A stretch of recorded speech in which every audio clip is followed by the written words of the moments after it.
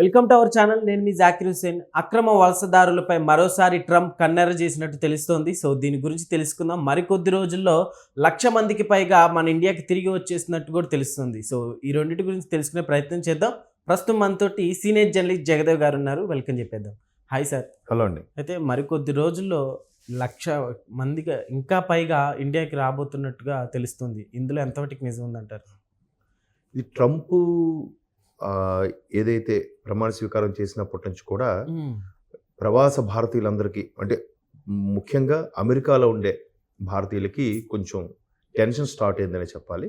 అంటే అది పూర్తి స్థాయిలో ఉంటుందా లేదా అనేది రకరకాల ఛాన్సెస్ ఉన్నాయి. ఎట్లా అంటే ఇప్పుడు ఆయన గెలిచిందే లోకల్ ఫీలింగ్ మీద, స్థానికత అనే అంశం మీద ఆయన ఆ ప్రసంగాలన్నీ అలాగే మాట్లాడాడు. సో దాని మీదే ఆయన గెలుచుకున్నాడు.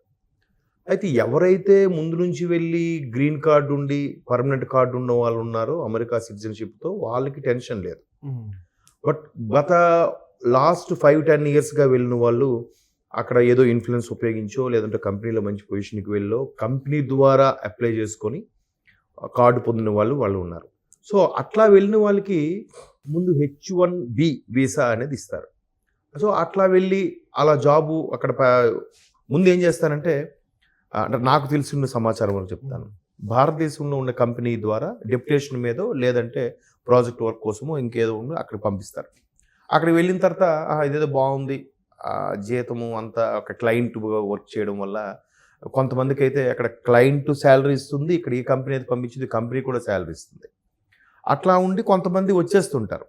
ఇంకొంతమంది అక్కడికి వెళ్ళి బాగున్నాక అక్కడ నుంచి వేరే కంపెనీకి ఆఫర్ అయ్యి షిఫ్ట్ అవుతారు. అమెరికన్ కంపెనీకి షిఫ్ట్ అయినప్పుడు ఇక్కడే బాగుంది అని చెప్పి అక్కడ స్టేబుల్ అయ్యాక ఆయన వెళ్ళాక ఆయన వైఫ్ని పిల్లల్ని తీసుకొచ్చుకుంటాడు. సో ఆ H1B వీసా కింద వాళ్ళని కూడా తీసుకురావచ్చు. కిడ్స్కి మళ్ళీ అందులో రకాలు ఉంటాయి. H1B తర్వాత H1-4 అని ఏవో రకరకాల కేటగిరీలు ఉన్నాయి. సో కిడ్స్కి H1-4 ఏదో ఆప్షన్ ఉంది, ఆ ద్వారా వీసా తీసుకొచ్చి పెట్టుకోవచ్చు. అలాగే వెళ్ళిన వాళ్ళకి ఇప్పుడు ఎవరైతే కిడ్స్ 21 సంవత్సరాల లోపల వెళ్ళి ఎవరైతే ఉన్నారో వాళ్ళు అక్కడే చదువుకున్నారు. 21 ఏళ్ళు నిండిపోయిన తర్వాత ఆ కిడ్స్కి ఇంకా అది వర్తించదు ఆ H1-4 వీసా అనేది.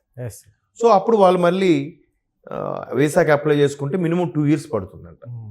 సో ఈలోగా వాళ్ళు ఇండియాకి పంపించడమా లేదంటే ఇండియా ఏ కంట్రీతో ఆ కంట్రీకి పంపించే పరిస్థితి వస్తుంది. అలాగా ఇప్పుడు ఎక్కడెక్కడ అవకాశాలు ఉన్నాయా అవన్నీ కూడా అమెరికన్ గవర్నమెంట్ ట్రై చేస్తుంది. ఇలా ట్రై చేసినప్పుడు కొంతమంది కోర్టులు కూడా అపీల్ చేసుకున్నారు.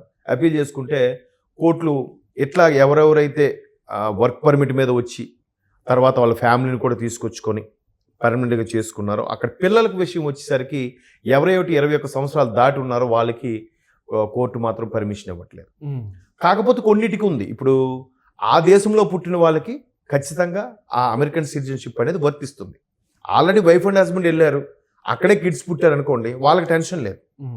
సో అలా కాకుండా ఇక్కడ ఆల్రెడీ కిడ్స్ పుట్టిన తర్వాత వెళ్ళి అక్కడ సెటిల్ అవ్వాలనుకున్న వాళ్ళకి మాత్రం ఈ 21 years తర్వాత వచ్చేది అదొక ఇబ్బంది ఉంది. సో అది కూడా మొన్న ట్రంప్ ఆ ప్రయత్నం కూడా చేశారు. ఫిబ్రవరి లోపు ఇక్కడ అమెరికాలో పుట్టిన వాళ్ళకే సిటిజన్షిప్ వర్తిస్తుంది, ఫిబ్రవరి తర్వాత పుట్టిన వాళ్ళకి ఫిబ్రవరి 15 తర్వాత సంథింగ్ మంత్ ఎండింగ్ తర్వాత ఒక చిన్న రూల్ పాస్ చేశాడు ఆయన. సో దాని మీద కూడా కొంతమంది కోర్టుకు వెళ్ళారు. కోర్టుకు వెళ్తే కోర్టు అలా కాదు, ఇది వర్తిస్తుంది, అమెరికా గడ్డ మీద పుట్టిన ప్రతి ఒక్కడు అమెరికన్ సిటిజనే అవుతాడు. సో అని కోర్టు అక్షింతలు వేసింది. సో అట్లాంటి కొన్ని దగ్గరలో ఎప్పుడైతే ట్రంప్ గవర్నమెంట్కి అక్షింతలు వేసిందో మిగతా ఇలాంటి ఎక్కడెక్కడ ఛాన్స్ 21 ఏళ్ళు నిండిపోయిన వాళ్ళకి, వర్క్ పర్మిట్ మీద వచ్చిన వాళ్ళకి, చదువు కోసం వచ్చిన వాళ్ళకి, వీళ్ళందరికీ కూడా టైట్ చేసేస్తుంది. ఎక్కడైతే ఆ వీసా పర్మిషన్ అయిపోయిందో మరుక్షణం నెక్స్ట్ డే అది ఇంపాక్ట్గా అయ్యి వాళ్ళు ఎక్కడెక్కడ చెక్ చేస్తున్నారో వాళ్ళందరికీ కూడా ఇమీడియట్గా అయితే ఫైన్ వేయడం, లేదా అరెస్ట్ చేయడం, లేదంటే ఇమీడియట్గా యుద్ధ ప్రాతిపదికన మీ దేశాన్ని మీరు వెళ్ళిపోండి అనేలా కూడా హుకుం జారీ చేస్తుంది. సో ఇవన్నీ కూడా తలకాయ నొప్పే. ఇప్పుడు మొన్న ఏదైతే స్వీడన్ సంబంధించి జెలెన్స్కీతో చర్చలు కూడా చాలా సఫలీకృతం అవలే, సీరియస్ అయిపోయాడంట ఆయన.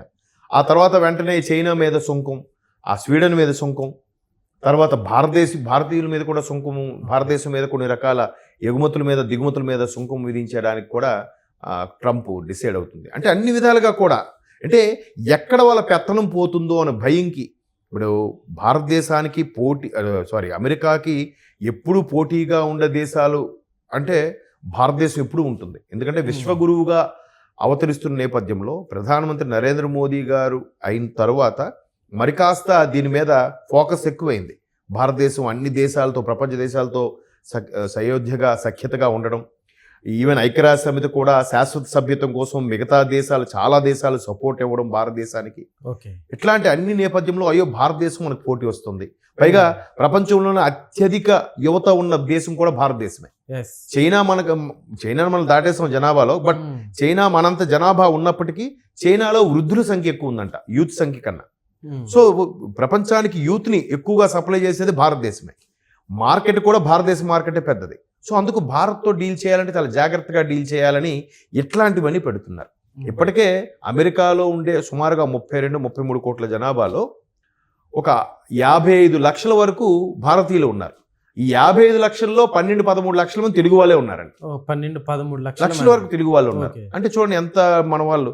అలా కాకుండా ఇవాళ గూగుల్ తీసుకోండి, మైక్రోసాఫ్ట్ తీసుకోండి, చాలా పెద్ద పెద్ద కంపెనీలకు కూడా, యూట్యూబ్ రీసెంట్గా దానికి కూడా ప్రవాస భారతీయులే సిఇఓలుగా ఉన్నారు. అంటే భారత సంతతికి చెందిన వాళ్ళే సిఇఓలుగాను, చీఫ్ ఆఫీసర్ గాను ఉంటున్నారు. సో ఇదంతా భారతదేశం యొక్క ఎక్కువగా ప్రభావం అవుతుంది కాబట్టి అక్కడ కూడా కొంతమంది నల్లజాతీయులు ఇది తట్టుకోలేక మన వాళ్ళని చంపేస్తున్నారు కూడా. ఇప్పుడు కొంచెం ఇబ్బంది గన్ కల్చర్ అది ఎక్కువ.